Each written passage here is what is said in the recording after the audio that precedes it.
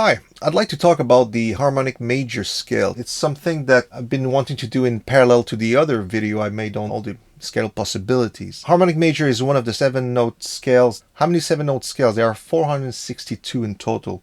But if you get rid of all those that have a lot of chromatic in them, you're left with really 42. Out of the 42, if you remove 14 that are actually directly related to diminish, I call them diminished -1, you're left with 28 scales.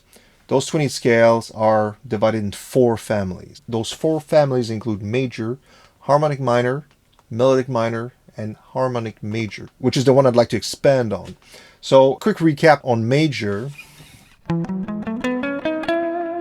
That's the scale that is the most used in music. You hear it everywhere. So the major and its modes, which includes Aeolian, which is minor, but different from the other 2 minors. So the 7 major modes are really used widely in pop, classical, all the genres. Meanwhile, harmonic minor is used somehow in popular jazz, in Baroque, in classical music, and melodic minor is one that's probably used mainly in jazz. So we're left with harmonic major, and it's in line with the other 3 families in a sense that it's made of half tone and tone, but for some reason, historically, it hasn't been used as much. It's an interesting one because it has a major third in it, but also a flat 6, so it sounds like this.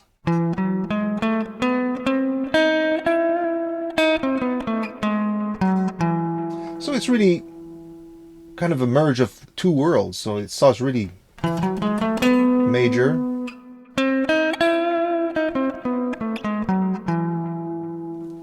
Quite interesting in itself, and maybe because of its ambiguous nature, it hasn't caught on as much through history. This is just something, I think, as a composer, you can use it to explore in a kind of a musical universe that hasn't been tapped into much. So what do you do when you have this scale? I think the first thing is, once you have identified exactly what notes is in your scale, you want to create some chords. So I'm here, you see on the guitar, I'm using standard tuning, and I found 7 chords in E. And so starting from E, the interesting thing about this is that you can be quite creative, and ideally you want to find your own chords. You want to come up with your own voicing, and whatever song, piece of music that you're working on, each piece will have its own kind of distinct voicing, which is, I think, makes the song stand out even more. So here are 7 chords I came up with, one for each note of the scale. So starting from E, it's already, it's pretty rich, I think, and the idea here is that you've got 6 strings, and I'm using 6 of the notes of this 7-note scale. So I'm trying to make it as rich as possible. So in this first chord, you've got a major third, flat 6, second, B, which is the 5th, and major 7. The only note missing is the 4th in this chord, but pretty harmonic major, I'd say. So using that same principle, I'm going to play each chord I came up with for each of the 7 notes. So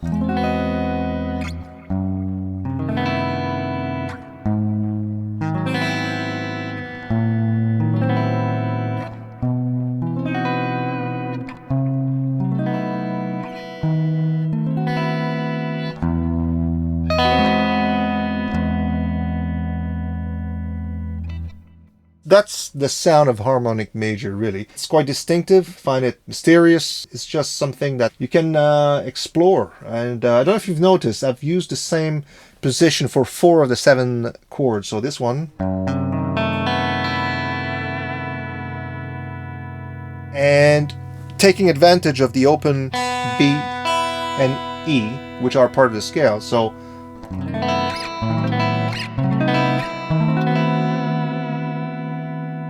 it's just one of many type of guitar chord you can use here. I mean, I used it for convenience. It's just easy to remember.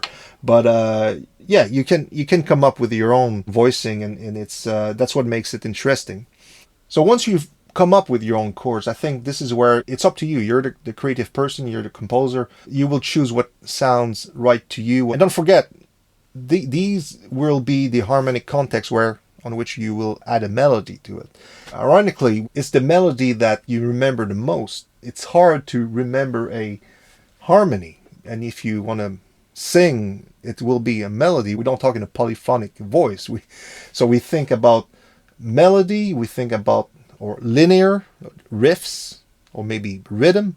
Exploring scales like this and providing chords gives you the harmonic richness that you can really add a melody that will fit to it, but it will just make the music a lot more interesting. Now, I just want to show you what I did with those chords. So a little bit of context: I work with the great drummer Todd Zuckerman, well known to play with sticks, and we have a project together called Altiform, and we're working on some new music, and Todd sent me some really cool drum ideas recently, and I thought I'll compose a piece based on those grooves.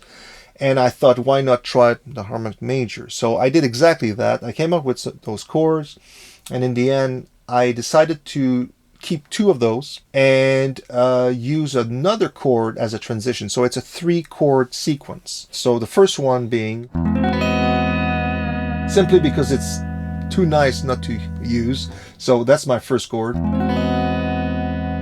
I use this one as well, based on A. So in between those two chords I use this one here. So we're not in harmonic major anymore. In fact, we're in B. We're in B harmonic minor. So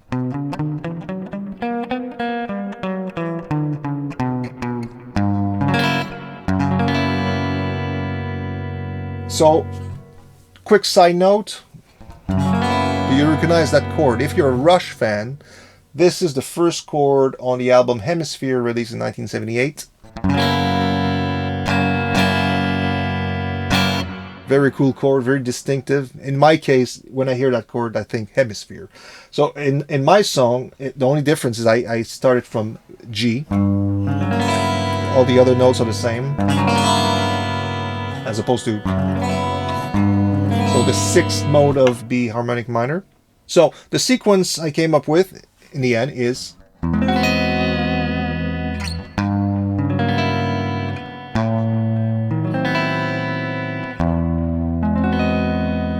as simple as that.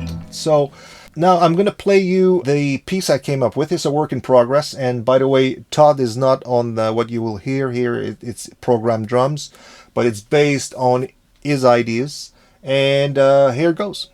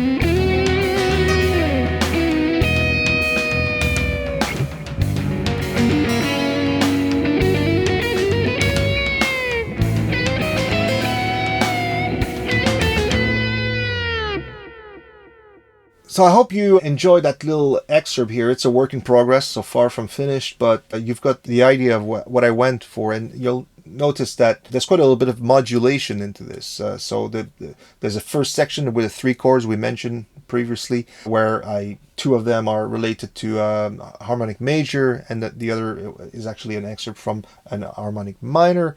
And then the B section, I go into Lydian. So it modulates, and that's a really important thing for the music I like to create, that it doesn't stay in one place. But if you wanted, you could. So, for instance, in the series of 7 chords I previously showed you, you could decide that your piece will be in B.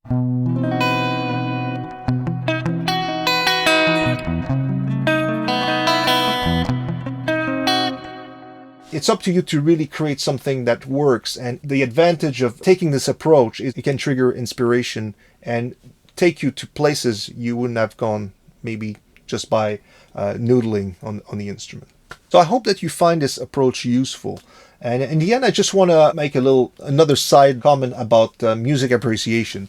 So obviously, what we're talking about here is not conventional music or mainstream. This is really music that I like to create and try to explore and create something that's unusual that I personally find interesting. So the music I personally do has odd time signature, it modulates a lot, and it's just something that I find creatively really fulfilling and rewarding. So if I can make a parallel with cinema, if you watch a movie, at the end of it, you might not be tempted to watch it again straight away, maybe later, but music is almost the opposite of that, especially when you deal with music that has a certain level of complexity.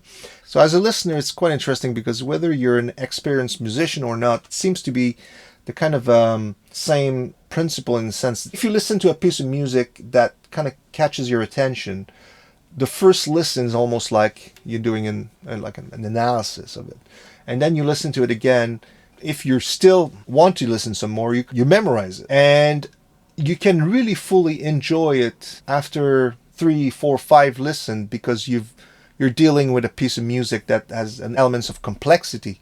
And it's something that, unlike a movie where you're discovering what the plot is or whatever it is, in music, you almost need to know it fairly well before you fully enjoy it. So it's an art form that requires repetition from the listener's point of view. So I hope that you find this little exploration to the harmonic major scale interesting. I've barely touched the surface here, so it's just the method to approach it I hope you find useful and that you can apply it to your own music. So let me know if you like this sort of content, and I might produce some more. Thank you.